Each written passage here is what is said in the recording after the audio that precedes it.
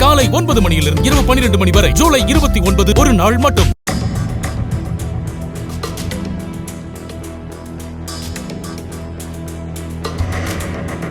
புதுச்சேரியில் நண்பனின் சித்தியை நகைக்காக கொலை செய்துவிட்டு எதுவும் தெரியாதது போல் நண்பனையும் அழைத்துக் கொண்டு ஜனநாயகன் படத்திற்கு சென்ற கொலையாளியையும் அவனது மனைவியை போலீசார் கைது செய்தனர்.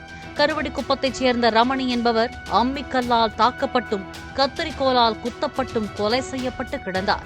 6.5 சவரன் தங்க நகைகள் மாயமாகியிருந்தன. விசாரணையில் ரமணியின் அக்கா மகனான சேது நாராயணனின் நண்பன் பிரவீன்குமார் என்பவன் தனது மனைவி ஈஸ்வரியுடன் சேர்ந்து நகைக்காக கொலை செய்தது கண்டுபிடிக்கப்பட்டது. நேற்று ரமணியின் கணவர் மணி வீட்டில் இல்லாத சமயத்தில் வழக்கம் போல் தனது நண்பன் சேது நாராயணனை பார்ப்பது போல் மனைவி ஈஸ்வரியுடன் ரமணி வீட்டிற்கு சென்றுள்ளான் பிரவீன். வீட்டின் மாடியில் இருந்த சேது நாராயணனை தனது மனைவி ஈஸ்வரியை அனுப்பி ரீல்ஸ் எடுப்பதாக கூறி திசை திருப்பிய பிரவீன் ரமணிக்கு புடவை வாங்கி கொடுத்ததாக சொல்லப்படுகிறது.